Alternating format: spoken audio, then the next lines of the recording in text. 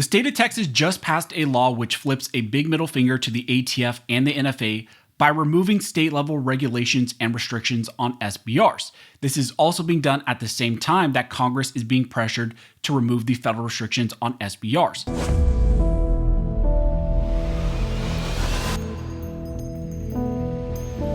Now, before we jump into this video, I want to thank the sponsor of this video, which is Tacpack.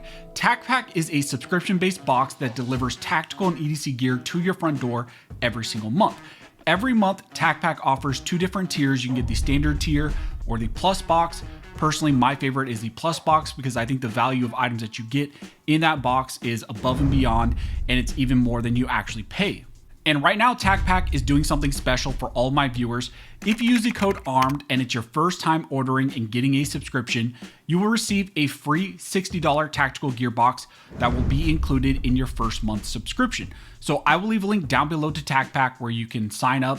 It will be in the pinned comment as well. And remember to use that code ARMED so you can get the free additional tactical gear box worth $60 or more. Now, as I mentioned in the intro, in this video, we're going to be talking about a pro-Second Amendment law which just passed in Texas and is now heading to Governor Abbott to be signed into law. This law originated out of the Senate Bill 1596, which removes SBRs and SBS restrictions at a state level in the state of Texas. One of the major aspects of SB 1596 was that it removed the ability of state law enforcement from using certain Texas criminal codes and penal codes to prosecute someone for having an SBR, potentially even if they have them outside of federal restrictions. This law aims to do something similar to what we saw Texas already do with their Suppressor Law. If you aren't aware and if you're not familiar with this, Texas and some other states passed laws which allowed residents to essentially manufacture or possess suppressors within their own state as long as they were made exclusively and remain exclusively within those states. And they tried to do that. They passed a law and there was some litigation surrounding that because essentially they were trying to skirt the NFA. In a similar way, the Texas Suppressor Law removed local law enforcement ability to go after people who were in possession of made in Texas suppressors. Now, in practice, like I mentioned, we've seen that Texas and that whole litigation went to the Fifth Circuit, but recently the Fifth Circuit dismissed the challenge and struck down the law based on standing. Since then, we have not seen any additional movement on that suppressor issue, but Texas has now gone ahead and passed a similar law, a new piece of legislation just relating specifically to SBRs, SBSs, and removing that language from the Texas Penal Code. Now, I do want to note that this is on the governor's desk. It's not been signed into law yet, but I anticipate that it will be signed.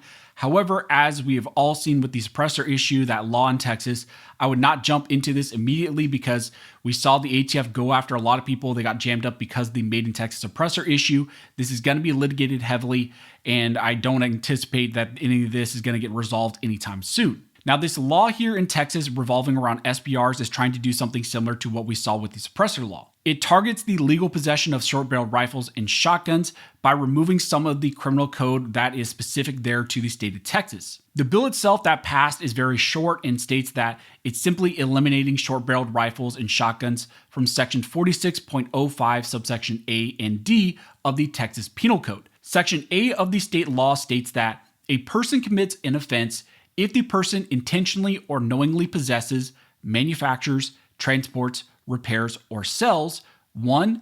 Any of the following items unless the item is registered in the National Firearms Registration and Transfer Record maintained by the ATF, or unless the item is classified as a curio or relic by the DOJ. Now, those regulated items that it mentions expressly in the Penal Code include explosives, machine guns, short-barreled firearms, along with other items. This new bill in Texas eliminates the language that mentions short-barreled firearms and completely just does away with it in the criminal code. That section of the code references that it is a criminal offense under state law to possess, sell, or transfer SBRs or SBSs in the state of Texas outside of meeting NFA restrictions. However, this bill removes that language. The Texas Penal Code included also a defense that someone could bring if they're prosecuted under that prior section of the criminal code.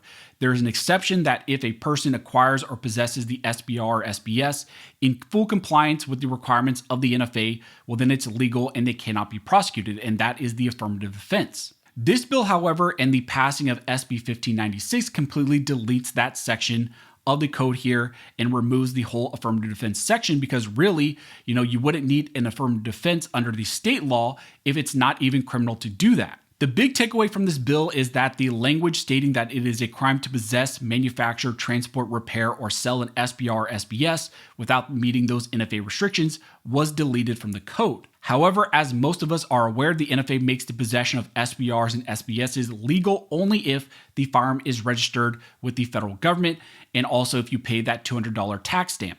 That means that although the state may remove some of their state level restrictions on SBRs, you still have the federal restrictions. And because of that, and because of the NFA, you still have state or potential federal agencies that will likely go against you and try to get you if you violate that law. The goal of this law in Texas seems to try to do something similar to what we saw other states also do when it comes to these NFA items like suppressors and SBRs. We saw Tennessee do a similar thing with their SPR laws in the state. Many of these states are essentially saying that they're removing state level restrictions and language, or that they will take no action against their residents if they potentially violate the federal law. But like I said, there are still those federal laws and you can still be prosecuted and the ATF will likely still go after you. It's important to note with all of these types of state laws that are getting passed, the ATF has also taken the position that despite these state actions, they will still prosecute state residents under the federal laws. And we saw this happen when the Texas Suppressor Law passed. We saw the ATF send out a letter to all gun stores and a bunch of residents indicating that the ATF would still go after people for violating the NFA and the GCA. Also, the litigation in the Suppressor Freedom case hit kind of a roadblock in the Fifth Circuit and was ultimately struck down by the lower court. And then that decision was upheld by the Fifth Circuit because they found that there was a lack of standing. There will no doubt be similar actions by the ATF if they find out that SBRs are being purchased, sold, manufactured, or possessed outside the NFA's restrictions in the state of Texas because of this specific law. This law, in my opinion, is more symbolic. It's kind of a symbolic move, but it could also kind of be a preemptive push, especially with Congress currently seeking to pass the Hearing Protection Act and then also the SHORT Act, which deals directly with SBRs. If the SHORT Act is passed, the federal restrictions on SBRs, of course, would be removed.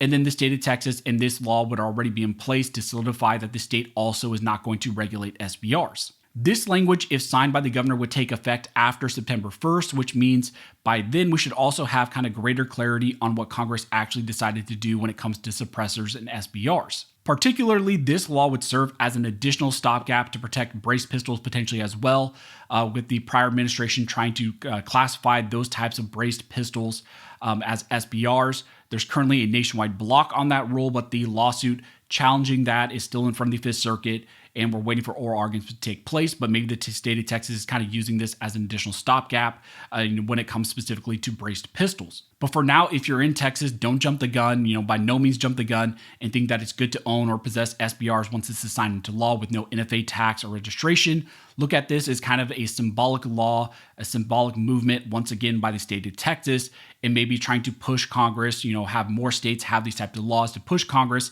to also include the SHORT Act and get that passed. Also, this could be something to kind of set the foundation for later times when the state wants to do other types of state level legislation to expand upon this and do more things when it comes to SBRs and SBSs. But regardless, this is kind of still an interesting attempt by a state to flip the bird to the ATF, to the NFA, especially now with the administration changing and a lot of things shifting as far as NFA policy. I always appreciate when states kind of take matters into their own hands and try to do away with these Second Amendment violations. And I think it's going to be even more prevalent and more important depending on what happens with the HPA and the SHORT Act. If the HPA and the SHORT Act pass, you're going to see more states passing these types of state level laws. So that's what just happened in the state of Texas with their new SBR bill that passed and is now in front of the governor to be signed into law. Like I said, I anticipate that he's likely going to sign that. But what does that amount to? I think it's going to amount kind of to the same thing as the Texas Suppressor Law, where it's a little bit symbolic and there's going to be litigation about this and it's going to develop and potentially get to the Fifth Circuit. And then we're going to see ultimately what the Fifth Circuit decides to do. So as it develops, as we get more information, I will let you guys know. If you like this video and you would like to support the channel, one of the best ways to do that is to like, comment, and subscribe. All those things help to fuel the algorithm, and it signals to YouTube that you guys see value in these videos and in this type of 2A news. But as always, thank you all for watching. Don't forget to like, comment, and subscribe. And never forget, this nation was built by armed scholars, and this nation will be maintained by armed scholars.